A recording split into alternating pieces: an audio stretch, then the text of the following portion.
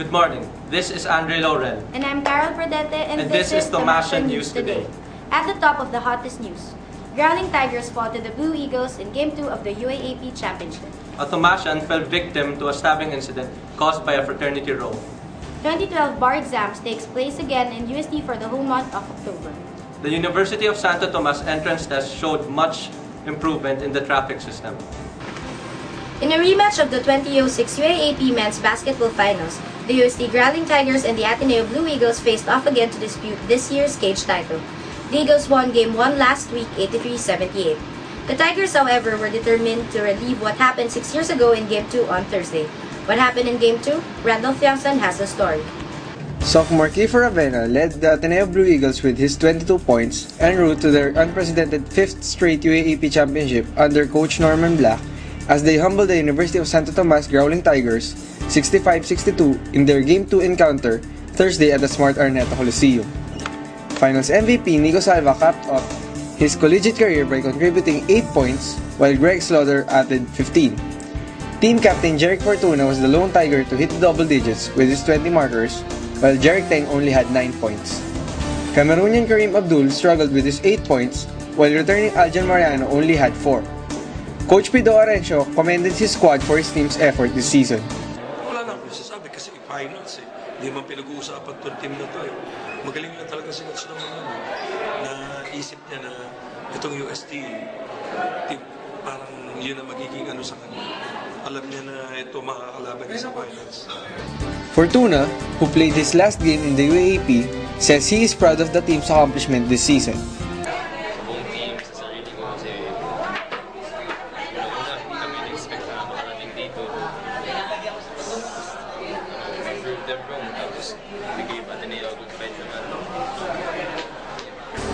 The coach, who is thinking whether to return next year or not, already said that next year's squad would be a force to reckon with. Hindi, simple lang yun.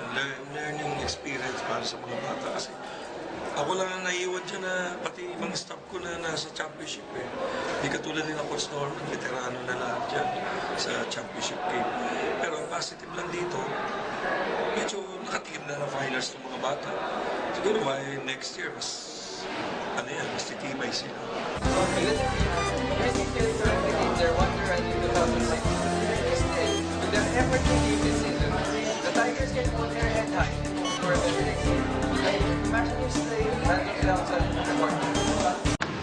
Thank you, Randolph Youngson. In other news, the university's official online-based student publication, Thomasino Web, opposed the recent passage of the cybercrime law, saying that they are against certain provisions and should be amended. TOMWeb Editor-in-Chief Miguel Villan said that the libel should be removed from the law, also known as Republic Act 10175, because it curtails freedom of speech, which is inherent in press freedom. However, Villan also pointed the good points of the law, as it will finally nab felons of child pornography and cybersex, two of the highest crimes on the internet. Hundreds of Thomasians also protested against the law's implementation on Facebook by changing their profile pictures to black.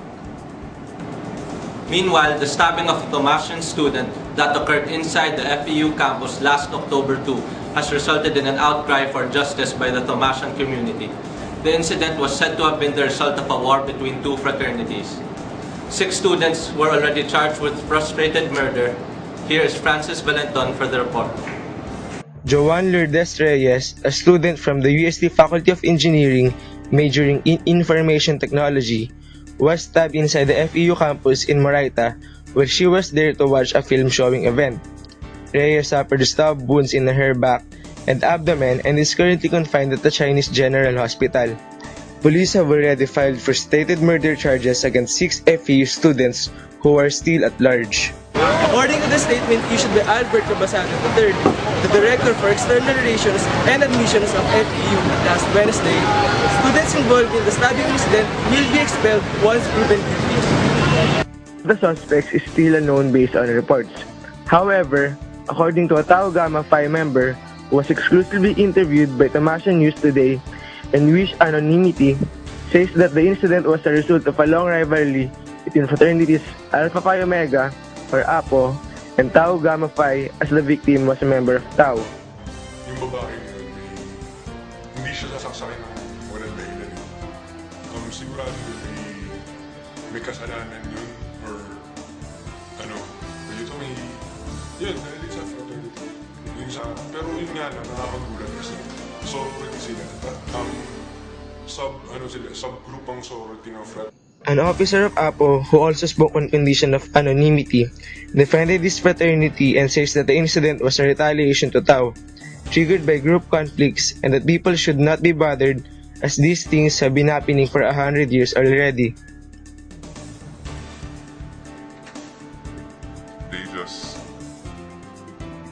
settled for a much savage and barbaric means. Actually,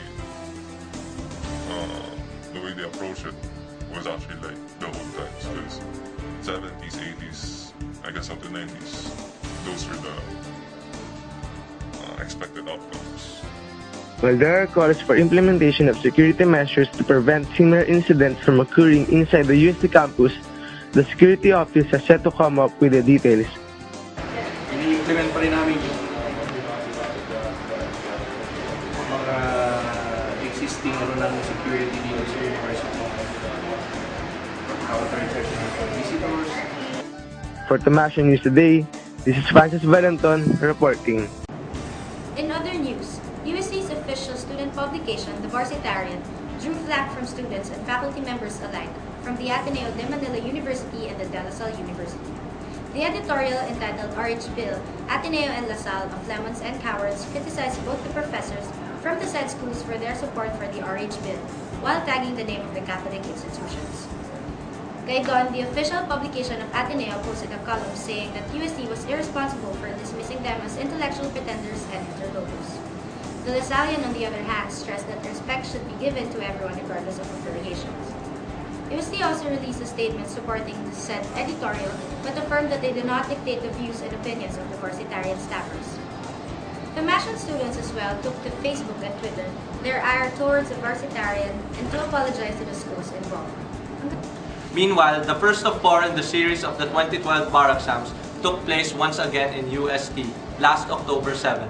Several fraternities stormed the gates of UST despite the prohibition against the disturbance of the peace and the order of the exams. I am here in front of UST, where the first week of the 2012 bar examinations are being held. Law students from across the nation are gathered to take the exams that started at 8 a.m. and are to finish later this afternoon. This is the second time that UST has hosted the exams since last year. Beefed up security measures were implemented as soon as the examinees were allowed to enter the premises. The campus was on lockdown throughout the event. To show their support, friends, family, and a number of fraternities trooped to the gates, while occasionally shouting their group's cheers and mantras until the exams ended. Some parents of the examinees, however, were quick to admit that they are more nervous than their children. Siyempre, kinakabahan at natakot. Pero alam ko naman na may awa ang Panginoon Diyos. Sa kanila lang kami umaasa, kaya marami na akong misa na simbahan. At hanggang ngayon, nagdadasal pa ako ng rosaryo. By the end of the exams, the waiting crowd went alive again as they cheered for their bets. Examinees described the pressure and challenge of this year's bar exams. Unreasonable sa time. Kulang yung 1.5 hours.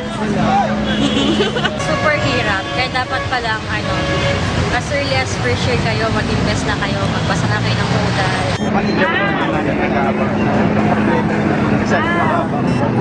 Pero manageable, kaya. Speaking of the USTED, key improvements were made by the university this year in the traffic system of the exams. The university has taken into consideration the first USTED last August 26, wherein room for improvements could be done.